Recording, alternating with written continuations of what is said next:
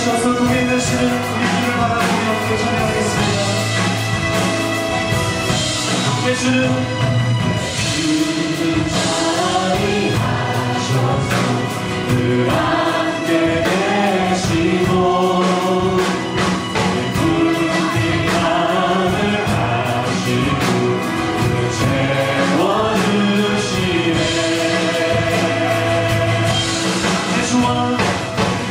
주와 내 떠나는 영불 떠나시니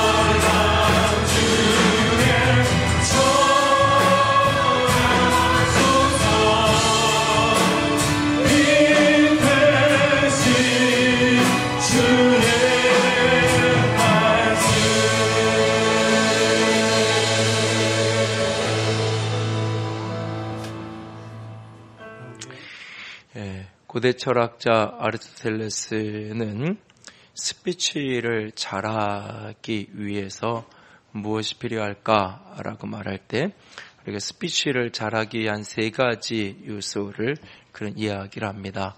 첫 번째는 품성에 있어서 진실성이 있어야 되고, 두 번째는 청중을 자극할 수 있는 감성이 있어야 되고, 세 번째는 좋은 내용이 있어야 된다. 이게 이제 뭐 설교하는 사람으로 바꾸면 설교에 좋은 내용이 있어야 되고, 사람들을 청중의 감성을 움직일 수 있는 능력이 있어야 되고, 또 하나는 이제 설교하는 사람의 품성, 인격의 진실성이다.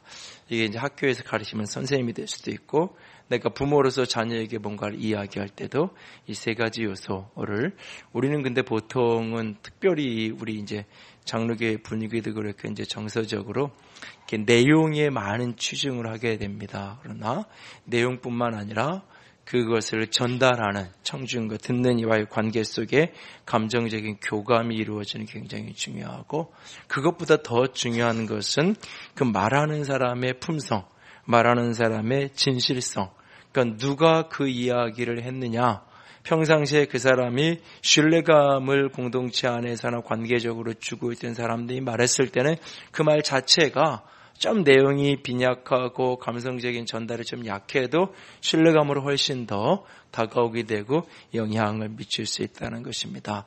여러분들이 누군가를 가르치든지 누군가에게 내가 무엇인가를 말하든지 이 세 가지 요소를 한 번쯤 깊이 생각해 볼 수 있기를 원합니다. 10월에 우리가 생각하기 원하는 것은 진실성에 대한 이야기입니다. 진실성, 그 반대 진리가 가득한 것이라고 표현을 하는데, 그 반대를 속임, 거짓으로 이어지는데요. 그 정의를 한번 같이 읽을까요? 과거 사실을 정확하게 보고하여 미래의 신뢰를 얻는 것. 진실성을 여러 가지 말로 표현을 할 수 있는데, 조금 이렇게 대부분의 경우 이렇게 좀 이렇게 두리뭉실, 조금은 이렇게 이 개념적인 정의라면 조금 더 직설적으로 정의를 이렇게 내릴 수 있습니다. 과거 사실을 정확히 보고해서 미래의 신뢰를 얻는 것. 그러니까 오늘 당장은 조금 이렇게 어려움이 닥칠 수도 있어요. 진실을 말하는 것 때문에. 그러나 그것이 오히려 미래의 신뢰를 얻게 될 것이다 라고 하는 말씀입니다. 그래서 사실 이 진실성이라는 이 개념은 굉장히 관계적인 개념입니다.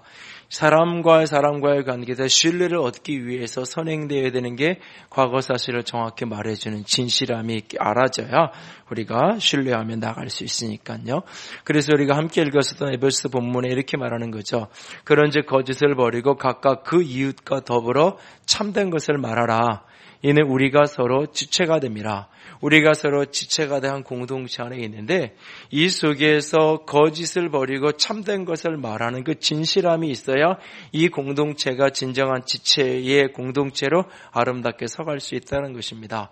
관계 속에 진실함이 그 속에 찾아볼 수 없다면 그 진실성이 깨어지는 순간 우리는 그 사람을 신뢰할 수 없을 거고, 신뢰할 수 없는 관계 속에 많은 어려움이 만들어질 수밖에 없을 겁니다. 특별히 공동체의 리더십의 위치에 있는 사람들이 이 진실성이 깨어지면 그 따르는 사람들이 신뢰하지 않을 거고, 그러면 결국 공동체가 와해되어지고 깨어질 수밖에 없을 겁니다. 그런 관점에서 우리 모두가 진실성의 품성으로 빚어져 갈 수 있기를 원합니다. 특별히 그 구약성경 사무엘상 3장을 한번 좀 찾아보시겠어요? 구약성경 사무엘상 3장, 구약성경 411면인데요. 구약성경 사무엘상 3장을 한번 좀 찾아보시기 바랍니다. 이 사무엘상 3장의 이야기는 어떤 이야기냐면, 어린 사무엘이 하나님의 말씀을 받게 되는 그런 장면이 사무엘상의 이 장면이죠. 그 당시에 분명히 제사장이자 선지자였던 엘리라고 하는 당대 최고의 하나님의 음성을 듣고 설교하고 가르치던 제사장과 선지자가 분명히 있었어요. 그럼에도 불구하고 하나님의 말씀은 그런 엘리의 제사장, 그 선지자에게 들려진 것이 아니라 아주 어리다란 말이 바꾸어 얘기하면 이제 꼬마였던 그 어린아이 사무엘에게 하나님의 말씀이 들려지게 되는 장면입니다. 그리고 이제 4장 이후로 넘어가면 이 엘리 제사장과 그 가문은 다 하나님의 심판 가운데 망하게 되어지고, 이제 이 사무엘이 하나님의 선지자가 되어서 온 이스라엘에 영향을 미치게 됩니다. 후일에 이 사무엘이 사울 왕도 기름 붓게 되고 다윗 왕도 기름 붓게 되죠. 사실 사무엘은 선지자요, 제사장이요, 왕이요, 그 모든 역할을 함께 감당했던 사람이 되어지는데, 무엇 때문에 그러면 하나님은 사무엘을 쓰신 걸까? 하나님은 왜 그 시대의 사람들 가운데 그 어린 사무엘을 뽑아서 하나님이 사용하신 이유가 뭘까? 그 힌트를 알려주는 게 바로 이 3장의 위치입니다. 단순히 그가 예배당에 엎드려서 늘 기도하는 사람이었다, 그래서 하나님을 쓰셨다, 이 이야기를 하고 싶은 게 아닙니다. 하나님은 그 수많은 사람들 가운데 영적으로 어둡고 하나님의 말씀이 희귀하던 그 시대에 하나님은 왜 사무엘이라는 이 사람을 뽑아서 쓰신 걸까? 그 힌트가 이 3장 속에 들어있는데 19절과 20절 한번 보세요. 19절, 20절 같이 읽습니다. 사무엘이 자라매 여호와께서 그와 함께 계셔서 그의 말이 하나도 땅에 떨어지지 않게 하시니 단에서부터 브엘세바까지 온 이스라엘이 사무엘인 여호와의 선지자로 세우심을 입은 줄을 알았더라. 여기 보시면 하나님이 사무엘과 함께해서 그가 하는 말이 하나도 땅에 떨어지지 않았다. 단에서 브엘세바, 이 말은 백두에서 한락까지 이런 관용적인 표현, 이스라엘 땅 전체 온 이스라엘이 다 이 사무엘을 선지자로 믿고 받아들였다라고 말하고 있습니다. 왜, 무엇 때문에 그렇게 된 것일까요? 17절, 18절 바로 앞부분을 보시면 그 이유를 알 수 있습니다. 17, 18절 같이 읽습니다. 이르되 아셨느냐? 청하노니 내게 숨기지 말라. 내게 말씀하신 모든 것을 하나도 숨기면 하나님이 내게 벌을 내리시고 또 내리시기를 원하노라 하는지라. 사무엘이 그것을 그에게 자세히 말하고 조금도 숨기지 아니하니 그가 이르되 이는 여호와시니 선하신 대로 하실 것이니라 하니라. 여기 18절에 보면 사무엘이 그것을 그에게 자세히 말하고 조금도 숨기지 않았다라고 이렇게 말씀이 기록되고 있는 것을 보게 됩니다. 여러분, 이 때로는 이렇게 하나님의 말씀을 들었을 때에 누군가에게서 전달을 해야 될 때 좋은 이야기, 축복의 이야기를 하는 것 전달하면 돼요. 그런데 부정적인 이야기, 그 사람에게 하나님의 심판이 임할 것은 심판의 이야기를 전달한다는 것은 그리 쉬운 일이 아닙니다. 때로는 목회자 입장에서 어떤 성도에 대한 하나님의 책망과 질책과 하나님의 심판의 메시지를 그에게 전달하는 것도 굉장히 부담스럽고 어려운 이야기, 망설이게 되고 그러다가 시간을 놓치기도 하고 그런 경우가 왕왕 있어요. 그런데 지금 사무엘 앞에 서 있는 사람은 엘리 제사장입니다. 엘리 제사장은 당대의 이 군사권과 정치권을 다 쥐고 있는 최고의 지도자예요. 사사이며 제사장이며 선지자였던 사람이 엘리예요. 그런데 지금 어린 사무엘이 하나님께로부터 받았던 말씀은 뭐냐면 이 엘리가 어떤 죄를 졌는지, 그래서 하나님이 이 엘리와 그 가문을 어떻게 심판할 것인지, 그래서 엘리에 대한 하나님의 심판의 메시지, 그 가문을 어떻게 하나님이 징계하셔서 완전히 그들을 다 하나님이 책망하실 것인지, 하나님의 저주를, 하나님의 심판을 전달해야 되는 게 지금 사무엘이 들은 메시지예요. 그런데 그 이야기를 바로 지금 심판의 대상인 그 엘리가 자신에게 묻고 있는 거예요. 하나님이 뭐라고 얘기했는지 나한테 지금 이야기해달라고. 이런 상황이 됐을 때 사실을 오늘 이 사무엘의 표현처럼 자세히, 그것도 조금도 그것을 숨기지 않고 이야기한다는 건 결코 쉬운 일이 아닙니다. 그러나 그는 과거 사실을 정확히 보고한다는 진실성의 정의처럼 자신이 하나님께로 들었던 메시지를 자세히 조금도 숨기지 않고 그대로 엘리에게 전달합니다. 이 진실함이, 진실성이 하나님이 그를 선지자로 쓰셨던 이유인 거예요. 선지자라는 것은 하나님의 음성을 들어서 하나님의 음성을 대언하고 전달하는 사람이잖아요. 그런데 이 선지자라는 사람이 하나님의 음성을 마음대로 각색한다면, 하나님의 음성을 마음대로 자기가 뒤집고 조절한다면 그 사람은 이미 선지자가 아닌 거죠. 듣는 사람이 누구냐에 따라 듣는 사람 형편과 상황에 따라서 이걸 마음껏 조절할 수 있다면 그것은 결코 선지자일 수 없는 거예요. 선지자의 가장 중요한 자격은 뭐냐? 하나님의 음성이 들리면 들린 대로 가감없이 그것을 백성들에게 전할 수 있는 사람이어야 하는 거예요. 그래서 하나님이 어린 사무엘을 이 어렸을 때 이 말씀을 통해서 하나님이 그를 한번 테스트하는 거죠. 만약에 그가 이날 그 말씀을 자세히 말하지 않고 숨겼다면 그냥 한번 어린 시절 하나님의 음성을 한번 들었던 적이 있었어. 그런 체험이 있었던, 어린 시절 특별한 신비 체험을 한번 했던 그런 사람으로 기억되고 끝났을 거예요. 오늘 그가 그렇게 쓰임받을 수 있었던 이유는 그가 진실한 사람이었기 때문인 겁니다. 오늘 우리 모두가 이 사무엘처럼 과거 사실을 정확하게 보고해서 미래의 신뢰를 얻어낼 수 있는 그런 진실성 있는 사람이 될 수 있기를 원합니다. 어떻게 살아야 할까요?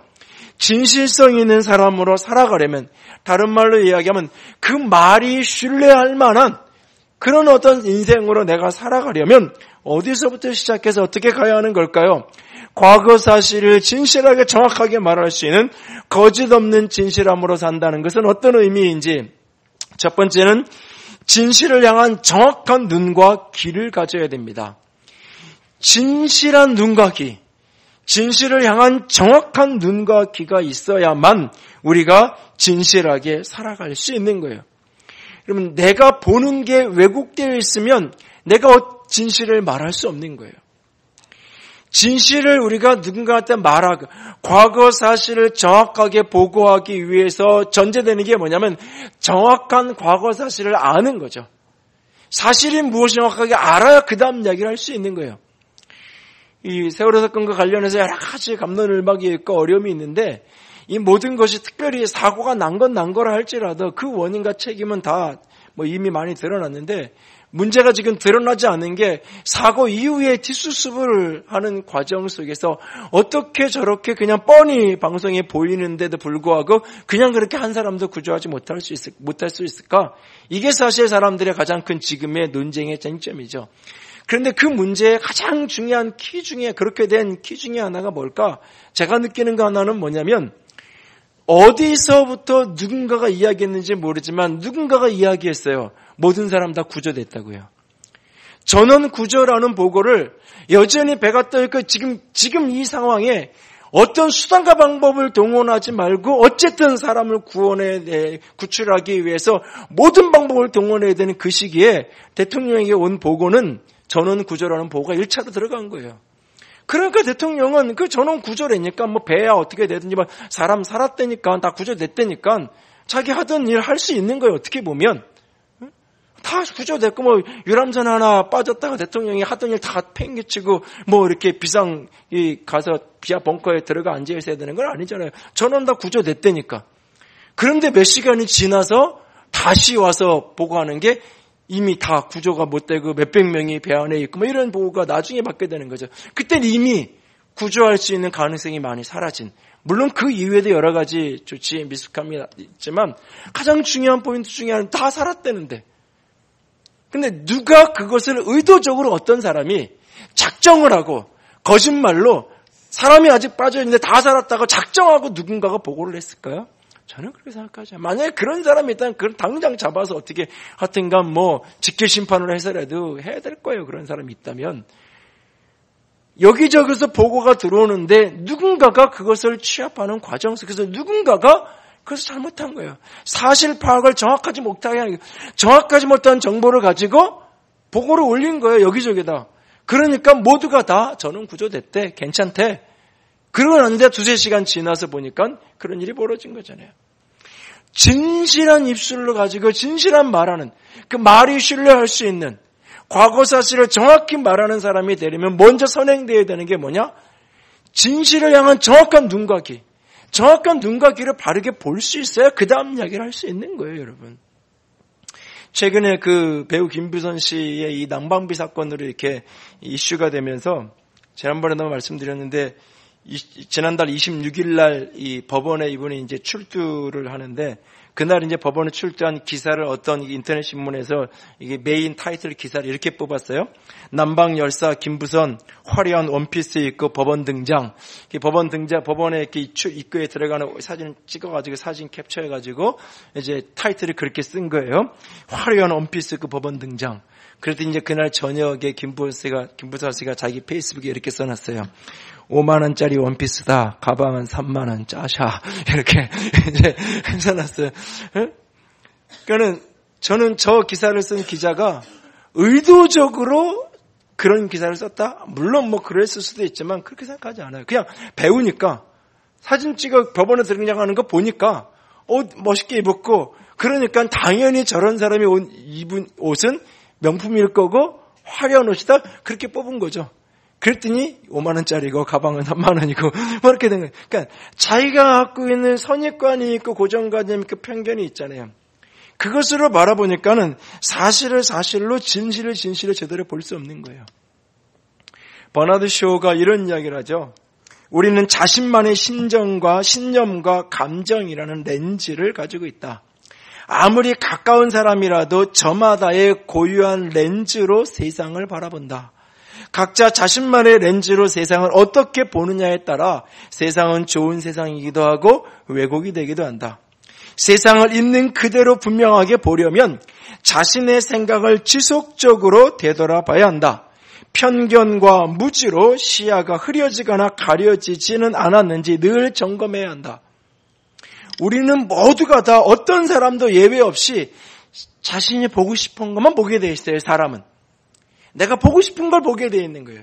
내가 보고 싶은 걸 보는 내 눈에 보이는 이것이 진실인지 아닌지를 늘 점검하기 위해 가장 중요한 것은 내 안경, 내 렌즈.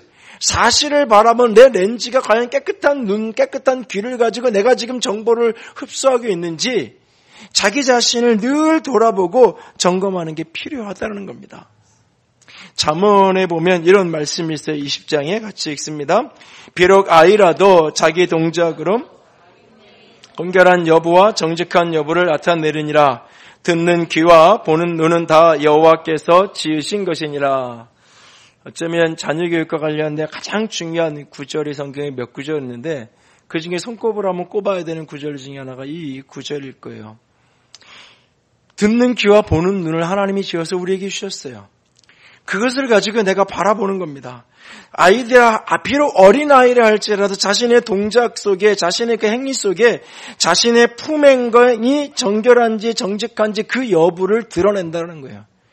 그걸 정확한 눈으로 볼 수 있어야 그 다음에 그걸 분별이 돼야 그 다음에 어떤 걸 가르쳐야 되고 어떤 걸 도와줘야 되는지가 그 다음에 보이는 거예요. 그걸 정확하게 보지 않으면 그 다음이 나아갈 수가 없는 거예요. 요즘에는 그 나시인 학교 아이들을 제가 거의 이제 터치를 안 하고 우리 송 목사가 오고 나서부터는 아이들 관리까지도 대부분 다 하는데 그 전까지는 이제 선생님들을 가끔 만나면서 아이들에 대한 이런저런 보고도 듣고 내가 이제 어떤 부분에서 이렇게 조언도 하고 이제 사실은 그랬었는데 예전에 이제 그렇게 할 때 어떤 아이를 이렇게 보면 어떤 아이에 대해서 이제 선생님들이 이런저런 이야기를 이 아이가 나시린 학교 와서 이렇게 행동하라 이렇습니다라고 얘기를 하는 거예요. 그런데 그 이야기를 부모에게 물어보면 부모는 그런 아이를 전혀 이해하지 못하는 부모가 보는 그 아이는 전혀 다른 그래서 어떻게 부모가 보는 아이랑 여기 선생님들이 보는 이 아이가 어떻게 다를까? 그래서 이제 주일학교 선생님한테 내가 물어봤어요. 그 아이 담임을 주일학교 선생님한테 물어보니까 주일학교에서 그 아이가 어떤지를 물어보니까 주일학교에서는 또 전혀 다른 아이의 모습인 거예요. 희한해서 그때 당시에 이제 우리 나우지 초등학교 하원초등학교 선생님 그분이 그 아이의 담임 선생님이 교회에 있었어요. 그래서 내가 전화를 했어요. 그래서 아무런 정보 얘기하지 않고 누구누구 그 담임 아니냐고. 예, 목사님 왜 갑자기 그 애를 왜 부르세요? 그 아이가 학교 생활을 어떻게 하는지 학교에서 선생님이 보시기에 그 아이가 어떤 아이인지 좀 얘기를 해달라고 제가 쭉 얘기를 하더라고요. 네, 다 틀려요. 완전히 카멜레온처럼 학교에서 하는 게 틀리고 교회에서 하는 게 틀리고 나시인에서 하는 게 틀리고 집에서 하는 게 틀린 거예요. 궁금증이 생겨서 학원에도 알아보려고 내가 안 했는데 이게 전혀 다른 거예요. 하나 다른 거예요. 자녀 교육을 하면서 가장 중요한 것 중에 하나가 뭐냐면 내가 보는 게 내 아이의 전부가 아니라는 걸 사람들은 자꾸 놓쳐요. 내가 보는 게 전부라고 생각해서 학교 가서 선생님들한테도 막 우리 애를 이런데 왜 선생님이 이렇게 가르치냐고 선생님이 잘못해서 아이가 이렇게 된 걸로 여기죠. 그러면 요즘 선생님들은 옛날처럼 그래도 책임감 있게 그렇지 않아요. 뭐 이게 선생님들 계시지만 여러 가지 사실은 이 안 좋은 일도 겪고 막 이러면서 진짜 관계가 되고 신뢰가 될 때 도와주고 싶은 거지 그게 아니면 가장 쉬운 걸 상담소 가보세요. 그냥 병원 가보세요. 전 어떻게 할 수 있는 게 없어요. 그러면 끝이에요. 사실은. 굳이 거기에 개입해가지고 내가 욕먹어 가면서 뭐 아이를 도와주기 위해서 시간과 에너지를 소비해야 될 책임이 없는 거예요. 사실은. 근데 우리는 내가 보는 게 자꾸 전부이라고 생각해서 모든 것에 다 가서 그렇게 하자. 모든 것에 다. 살면서 가장 가장 중요하게 우리가 여겨야 될, 끊임없이 깨달아야 될 게 내가 보는 게 전부가 아니에요. 제가 그 자료를 찾다가 언젠가 봤던 장면인데 몇 시간을 찾아도 그 자료 찾다가 시간 한참 보냈는데 못 찾았는데 한번 보여주려고. 이 전쟁 때 아군하고 적군이 이렇게 했는데 이 전쟁 때 이 적군이 쓰러져 있는 거예요. 그 적군이 쓰러져 있는 적군을 이 적이 가서 물을 이렇게 먹여주는, 물을 이렇게 그 사람에게 주는 모습이에요. 그 장면이 이렇게 캡처되어 있어요. 전쟁의 와중에 서로 상대 총불을 걸던 그런 상대였는데 물을 그 사람에게 쓰러져 있다고, 지금 이 부상당에 쓰러져 있다고 물을 갖다 주는 장면, 얼마나 인도적이고 얼마나 이렇게 그래도 그 따뜻함이 느껴지는 장면이에요. 참 저 사람 좋다. 근데 그 장면을 크게 확대를 해서 옆에 있는 다른 부분까지 크게 확대를 해보니까 물만 주고 있는 것이 아니라 한조로는 총을 여기다 방아쇠를 대고 있는 거예요. 죽기 전에 물 한 잔 먹고 죽으라 이거죠. 그 물 떼주는 장면만 클로즈업해서 보면 참 이 병사가 좋은 병사, 사랑이 많은 병사인 것 같지만 확대해보니까 그렇지 않다는 거예요. 우리가 보는 많은 것들이 그런 경우가 얼마나 많은지 몰라요. 얼마나 많은지. 그래서 성경이 위로부터 난 지혜를 말하는 야고보서 이렇게 말해요. 같이 읽을까요? 오직 위로부터 난 지혜는 첫째 성결하고 다음에 화평하고 관용하고 양순하며 긍휼과 선한 열매가 가득하고 편견과 거짓이 없나니. 여러분, 위로부터 나는 지혜를 좀 이야기하면서 마지막에 편견과 거짓이 없다고 이야기해요. 저는 적어도 우리 한국교회 성도들이 예배에 나와서 하나님 앞에서 이렇게 말씀을 듣고 기도하고 그리스도인다운 그리스도인으로 세상을 살아가기 원하는 성도들이 의도성을 가지고 누군가에게 거짓말을 하고 계획적으로 누군가를 사기치고 그럴 사람이 이 자리에 없다고 생각을 해요. 그런데 사실은 내가 진실인 줄 알고 거짓말을 얼마든지 할 수 있어요. 사실인 줄 알고 거짓말을 내가 얼마든지 떠들고 다닐 수 있어요. 내 편견의 노예가 되면. 내 편견에 갇혀서 내가 보는 것만 진실인 줄 알았을 때 얼마든지 나는 진실하다고 이야기했는데 그게 거짓이었고 그것이 잘못된 것일 수가 얼마든지 있다는 사실이에요. 그래서 편견과 거짓을 이렇게 짝으로 붙여놨어요. 여기 이렇게 지금. 편견이 없는 것, 편견을 극복해야만 우리가 거짓 없는 인생을 살아갈 수 있다는 거예요. 우리는 내가 보는 것만 내가 봤기 때문에 내가 봤단 말이야 라고 주장하면서 얼마나 많은 거짓들을 만들어내는데요. 방송과 얽힌, 방송에 연루되어서 보도가 나갔거나 이런 거에 이렇게 연관되어진 사람들, 거기에 특별히 부정적인 사건에 연루되었던 사람들을 사적으로 만날 기회가 있으면 좀 만나보세요. 백인문백 다 억울하다고 얘기해요. 어떻게 방송에서 저렇게 내 이야기를 말할 수 있는지.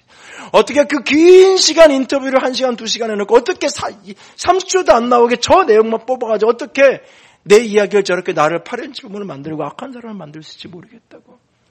우리는 방송에서만 나무 그냥 무조건 다 믿고 방송에서 나온 거야. 어디서 나온 거야. 무슨 프로에서 누가 얘기했어. 그럼 이거 먹어도 돼. 이거 해야 돼. 그런 연루되어진 사람들을 만나서 들어보면 얼마나 고통스러운 이야기를 하는지 몰라요. 우리는 끊임없이 이 편견을 극복하는 만큼 우리가 거짓을 극복할 수 있다는 사실을 여러분이 잊으면 안 돼요. 편견을 극복하는 만큼. 그래서 내가 진실한 삶을 살아가기 위해서 가장 중요한 조건이 이 진실을 볼 수 있는 눈과 귀를 가져야 돼요. 여러분 사무엘상 이 3장 2절을 보면 엘리 제사장이 눈이 어두워졌다 그래요. 눈이 점점점 흐려졌다고 이야기해요. 그러니까 진실로 보지 못하는 거예요. 자기 자식들의 악행을 온 이스라엘이 다 아는데 아버지만 보지 못하는 거예요. 아버지만 보지 못하는 거예요. 몽둥이로 치거나 어떻게든 아버지가 스스로 그들을 책망해야 될 그런 악한 짓을 행하는 아들을 보면서 얘들아 너네도 그렇게 하면 되니? 그리고 왜? 그게 얼마나 큰 죄인지 사실대로 보여지지 않는 거예요. 눈이 어두워져서. 진실을 말하는, 과거 사실을 정확히 보고하는 사람, 그래서 미래 신뢰를 얻는 사람이 되기 원합니다.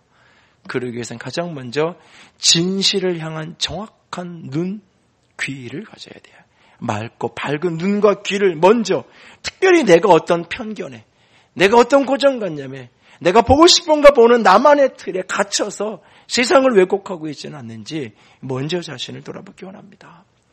두 번째로 진실한 삶을 살아가려면 들음의 메커니즘을 의식해야 돼요. 들음을 의식하고 입술에 파수꾼을 세워라 그랬는데 그 듣는다는 것과 관련된 여러 가지 영적인 이 커뮤니케이션과 관련된 역학들을 좀 이해할 필요가 있어요. 이 듣는 거, 말하는 거, 이 주제만 다루는 시간이 아니라 긴 이야기하기 어렵지만 듣는다고 말할 때 내가 그 사람에게 이야기하면 지금 그 사람만 듣는 게 아니에요. 내가 말을 할 때 그 말을 가장 정확하게 가장 많이 듣는 사람은 자기 자신이에요. 그리고 그 말을 하나님이 듣고 있고 그 말을 사단이 듣고 있어요. 내가 지금 그 사람에게 말하는 것이 그 사람과 나와의 관계가 많이 아니에요. 여러분 제가 방송 설교해 놓은 거 이렇게 녹음해 놓은 걸 이렇게 들을 기회가 있으면 요즘엔 좀 익숙해졌는데 처음 이걸 들을 때는 저게 내 목소리 맞아? 내 목소리가 왜 저래? 이럴 때가 있어. 왜 이 중간에 공기를 통해서 파장을 통해서 소리가 내게 전달되는 거하고 두개골을 통해서 이게 전달되는 거하고가 다른 거예요, 이게. 그래서 여러분 모두가 다 자기 목소리를 녹음해놓고 자기가 들으면 이게 내 목소리 맞아? 이렇게 되게 돼 있는 거예요. 그런데 내 목소리를 가장 잘 듣는 사람이 자기 자신이에요. 여러분 사람들 중에요. 거짓말을 습관적으로 하거나 이런 사람들 만나보면요. 자기 자신조차 속아요. 처음에는 이렇게 저 사람을 속이려고 내가 했는데 어느 날 보면 나도 속고 있어요. 나도 그렇게 진짜 믿고 있어요. 분명히 내가 거짓말을 하는 걸 아는데 이거는 과장되고 굉장히 확대된 건데 자기 자신도 그렇게 믿고 있어요. 영업을 하다 보면 그렇게 돼요. 내가 분명히 처음에는 이거는 그래도 이 정도까지는 맞는 이야기고 이 정도는 내가 좀 과장하는 거고 그걸 자신이 알아요. 근데 계속 하다 보면 자기도 몰라요. 자신이 과장하는 그게 진짜인 줄 알아요. 그래서 가장 큰 피해자가 자기 자신이 되는 경우가 많아요. 사실은. 거짓을 자꾸 말하는데 그 거짓을 누가 가장 많이 듣고 누가 제일 속는 희생양이 되냐? 자기 자신이에요. 그 거짓을 하나님이 또 듣게 돼 있어요. 서울대 심리학과의 최인철 교수가 쓴 나를 바꾸는 심리학의 지혜 프레임이라는 책이 있는데 이 책에 보면 1932년에 180명의 수녀들이 이 10대 후반의 수녀들이 이제 수녀원에 들어와서 입문을 하면서 간증문, 내가 왜 여기를 들어왔는지 이런 간증문을 쓴 게 있어요. 70년이 지난 어느 날 그들이 다 80대 후반이 된 70년이 지나고 나서 한 심리학자가 이걸 이렇게 분석을 하기 시작했어요. 그들의 간증문을 내서 사용되어진 언어를 분석을 한 거예요. 언어를 분석해서 이 언어와 그들의 건강하고 수녀원에 들어가서 평생을 70년을 같은 수녀원 안에서 생활을 한 거예요. 같은 걸 먹고 같은 환경에 같이 자란 거예요. 그렇게 산 거예요. 그렇기 때문에 그 외적 환경이 거의 비슷하기 때문에 이들의 건강에 어떤 영향이 있을까 조사를 했더니 행복하다, 기쁘다 이런 어떤 긍정적 언어를 썼던 사람들의 90% 이상이 85세 이상이 되어도 장수하고 있었고 34%만이 부정적인 언어를 썼던 사람은 살아있더라는 거예요. 자기가 쓴 언어가 가장 많이 그것을 듣는 사람이 자기 자신인 거예요. 가장 많이 영향을 주는 사람이 자기 자신이에요. 그래서 성공하고 싶으면 거친 말을 쓰지 말라고 말하는 거예요. 그래서 이 언어와 관련된 심리학자들이 늘 이야기하는 것 중에 하나가 질병과 관련된 농담 함부로 하지 말라고 얘기하는 거예요. 응? 나는 이러다 어떻게 돼서 죽을 것 같아. 이런 식의 질병과 관련된 농담을 쉽게 하지 말라는 거예요. 그게 결국은 내가 듣고 결국은 내 속에 그것이 영향을 미친다는 거예요. 결국은. 들음이라는 것을 들음의 이 메커니즘, 이 원리를 이해해야 돼요. 이것은 내가 그냥 그 사람에게 말하고 끝나는 게 내가 거짓을 말하고 진리를 속이고 그렇게 말하기 시작할 때 그 사람만 듣는 게 아니라 그걸 내가 듣고 있는 거예요, 지금. 그리고 그 거짓이 가장 나에게 많은 영향을 미쳐요. 그래서 내 내적으로 자존감을 일그러뜨려. 내가 지금 거짓말을 이야기하고 있는 거예요. 이 사실이 진실이 드러나는 순간 나는 수치를 당할 거예요. 그 거짓을 계속 말하는 동안 내 내적인 자아상은 계속 깨어지고 자존감은 계속 일그러질 수밖에 없는 거예요. 이것이. 말하는 것, 듣는 것을 가장 많이 듣는 게 나 자신이에요. 동시에 이 말을 하나님이 듣고 계시는 거예요. 하나님이. 그래서 민수기에 이렇게 말씀하시잖아요. 같이 읽어요. 여호와의 말씀에 내 삶을 두고 맹세하노라. 너희 말이 내 귀에 들린 대로 내가 너희에게 행하리니 너희 말이 내 귀에 들린 대로 행하겠다. 그래서 이스라엘 자손들이 아버지들이 자신의 처자식을 걱정하자 이렇게 14장 2절 3절 같이 읽습니다. 이스라엘 자손이 다 모세와 아론을 원망하며 온 회중이 그들에게 이르되 우리가 애굽 땅에서 죽었거나 이 광야에서 죽었으면 좋았을 것을 어찌하여 여호와가 우리를 그 땅으로 인도하여 칼에 쓰러지게 하려 하는가? 우리 처자가 사로잡히리니 애굽으로 돌아가는 것이 낫지 아니하랴. 하나님이 이 가나안 땅을 약속의 축복 땅을 가라고 할 때에 그들이 10명의 부정적인 사람의 보고를 들으며 이렇게 절망하고 있어요. 이 부분을 어떤 분이 해석을 하면서 이런 이야기를 하는 표현을 들으면서 읽으면서 참 새롭게 이 민수기의 내용을 좀 본 적이 있는데요. 많은 경우 나 혼자 내가 배고프고 내가 목마르고 그렇게 민수기를 읽어가면서 읽을 때 어떻게 저 사람 저렇게 원망하고 저럴 수 있을까 이렇게 읽힌다는 거예요. 그런데 그게 아니라 조금 이걸 좀 뒤집어서 가장의 입장으로 그 민수기서를 좀 읽어보면 내가 목마른 거 참을 수 있는데 내 아이가 와서 아빠 목말라 너무 힘들어라고 울부짖는 아이, 아빠 먹을 거 좀 배고파 울부짖는 아이를 둔 아버지가 광야 속에서 어떻게 원망하지 않을 수 있을까? 그런 어떤 한 가정을 이끌어가는 가장의 입장으로 이 민수기서의 이스라엘 백성을 읽으니까 한편으로는 이해가 돼요. 나는 지금 배고파도 참을 수 있는데 원망은 기다릴 수 있는데 내 아이가 지금 그러니까 속이 터지는 거죠. 지금 이 부정적인 이 보고 속에서도 내가 전쟁에 나가서 장렬하게 전사하는 건 괜찮다 이거예요. 할 수 있다는 거예요. 그런데 밟히는 거예요. 내 처자식이. 내 아내가 누군가에게 포로로 끌려가서 어떤 남자들에게 짓밟힐 거고 내 아이가 어디 가서 어떤 노예 생활을 할게 머릿속에 스쳐가니까 도저히 가나안 땅을 향해서 돌격 앞으로 할 용기가 나지 않는 거예요. 이제 내 처자식이 다 여기서 사로잡혀 죽게 생겼구나. 차라리 이럴 거면 애굽에 있는 게 낫지 않았을까 이런 생각을 하게 되는 거예요. 한편으로는 이해가 돼요. 그런데 그들이 말하는 그대로 그들이 그렇게 부정을 말하고 불신앙을 말했던 그대로 하나님이 하신다고 말씀하세요. 그래서 민수기 31장 24장 31절 33절의 내용을 보면 하나님이 너희들이 사로잡히라고 걱정했던 그 유아들이 내가 약속의 땅을 인도하기는 할 건데 너희들이 싫어하던 이 땅으로 돌려보내서 이 땅에서 40년 동안 방황하게 될 거고 너희들이 반역한 죄의 짐을 그들이 지고 살아가게 될 거고 너희들의 시체가 광야에 널브러지는 그 시신을 지며 살아가게 될 거라고. 내가 자식들의 걱정 때문에 불신앙했는데 자식들의 눈에 밟혀서 내가 믿음을 떠났는데 하나님을 향하여 원망했는데 그 원망이 그 불신앙이 결국 내 자녀들의 올무가 되고 고통이 되었던 거죠. 사실은 내 말이 내 귀에 들린 대로 하겠다고 주님이 말씀하세요. 내가 거짓을 말하는 그 순간 그 말을 내가 듣고 있고 하나님이 듣고 있어요. 그래서 마태복음에서 예수님은 이렇게 말씀하세요. 같이 읽습니다. 내가 너에게 이르노니 사람이 무슨 무익한 말을 하든지 심판날에 이에 대하여 심판을 받으리라 라고 말씀해요. 그래서 오늘 이렇게 우리는 기도할 수밖에 없는 거예요. 같이 읽습니다. 여호와여 내 입에 파수꾼을 세우시고 내 입술에 문을 지키소서. 여호와 하나님 내 입에 파수꾼을 세워주세요. 여호와 하나님 내 입술에 문을 지켜주세요. 주님이 다스려주세요. 주님이 다스려주세요. 라고 오늘도 끊임없이 기도할 수밖에 없는 거예요. 내 입에서 나간 이 말이 어떻게 움직이는 것을 알기 때문에 이것이 그냥 그 사람에게 내가 말 한마디 하고 끝나는 게 아니에요. 이게 내가 듣고 하나님이 듣고 어둠이 듣고 있어요. 이것을.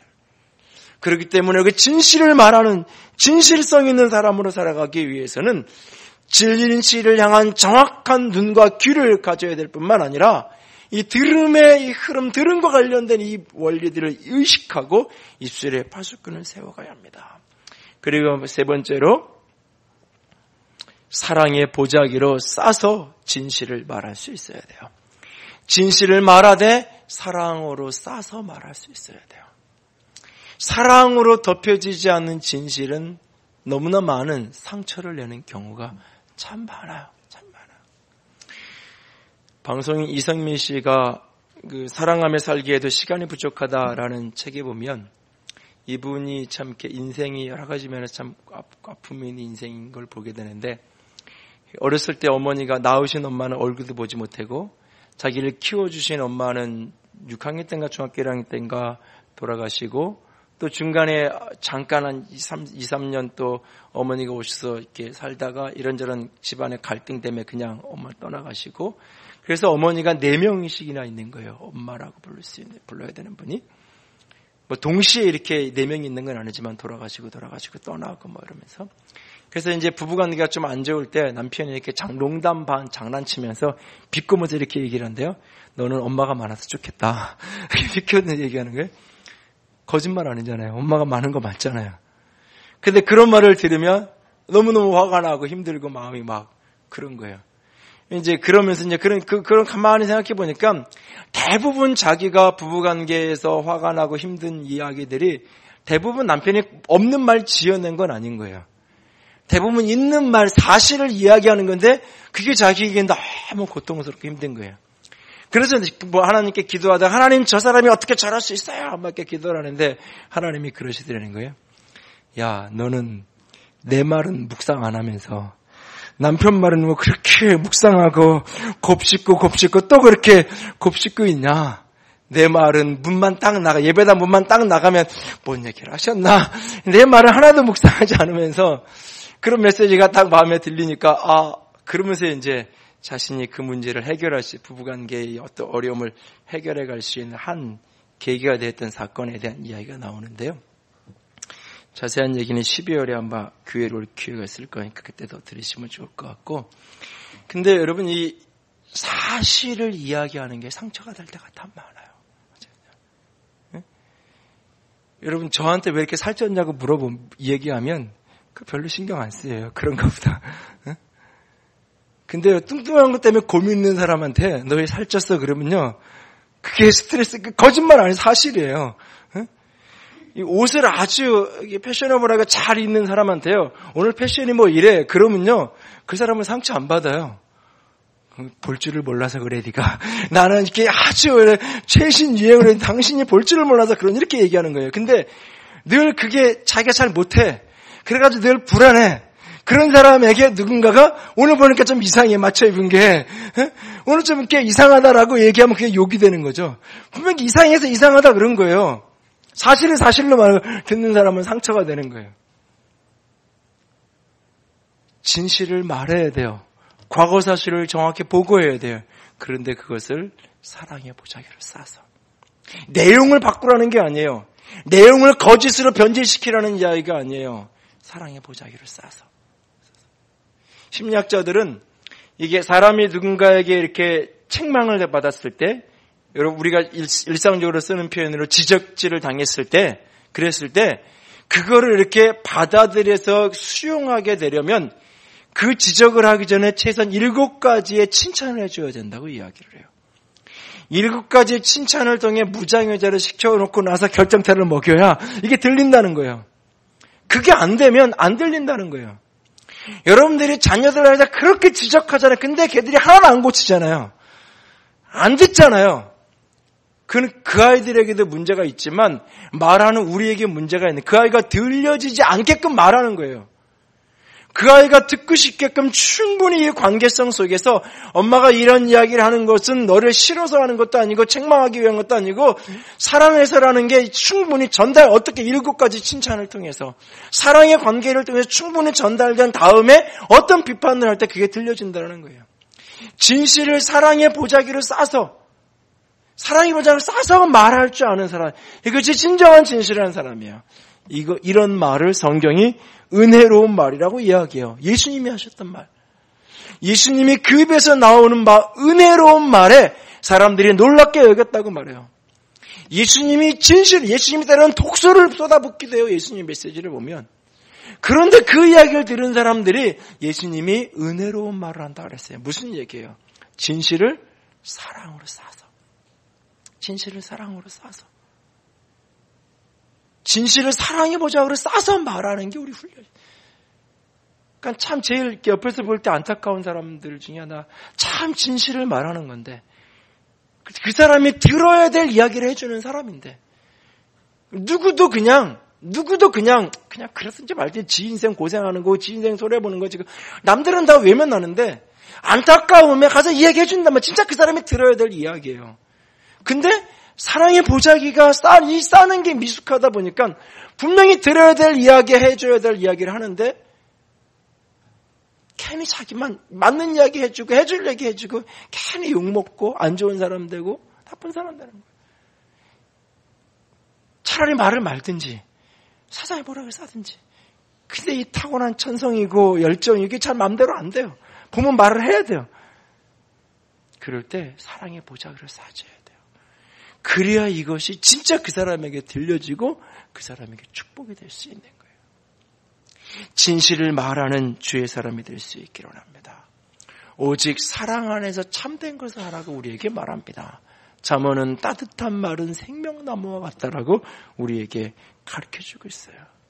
저 여러분이 진실한 사람, 과거 사실을 정확하게 보고할 줄 아는 사람, 그러기 위해서 이 사실의 진실을 진실로 인식할 수 있는 편견을 가능한 한 극복된 끊임없이 편견을 벗으려고 노력하는 눈과 귀를 맑고 깨끗하게 가져서 끊임없이 진실을 진실로 접근하려는 그 태도, 겸손함의 태도, 내가 보는 게 전부가 아니고 내가 아는 게 전부가 아니라는 겸손함의 태도 속에서 늘 진실에 접근하려는 겸손한 눈과 귀, 정확한 사실을 보려는 그 모습이 필요하고, 우리가 그것을 말하고자 할 때 드럼의 메커니즘의 이 원리를 늘 의식하고 예술의 파수꾼을 세워가야 되고, 그 말을 할 수만 있으면 사랑의 보자기로 싸서 말할 수 있는, 그래서요 저와 여러분들이 미래의 신뢰를 얻을 수 있는, 그 사람이 여러분의 자녀일 수도 있고, 가끔 아이들을 이렇게 만나서 보다 보면 이미 그 아이에게 부모는 신뢰하시는 사람이 아니에요.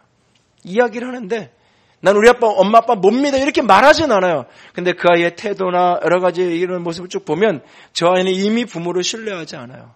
부모의 어떤 말도 듣는 척하는 거지 그 아이에게 아무런 영향력이 없는 아이들을 굉장히 자주 만나요. 우리가 누군가에게 미래 신뢰를 얻는 사람이 되려면 이 앞에 거, 과거 사실을 정확히 말할 수 있는 진실성 있는 사람이 되어야 돼요. 그런 미래 신뢰를 얻을 수 있을 거예요. 그 나를 신뢰하는 분 중에 한 분이 하나님의 나를 신뢰해 주실 것이고 우리의 인생을 축복으로 이끌어 가실 거예요. 1951년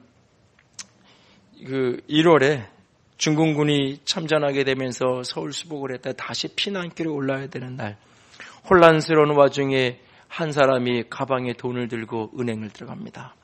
빌린 돈을 갚으러 왔습니다. 빌린 돈을 갚다니 이 난리통에 높은 분들 다 부산으로 다시 내려갔고 대출 장부 어디인지도 모릅니다.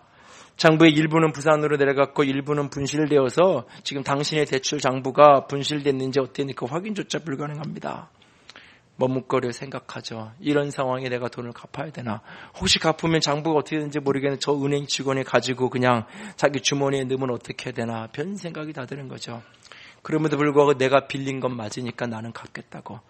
갚고 은행 직원의 개인적인 영수증과 서명과 도장을 받고 갚고 나온 거예요.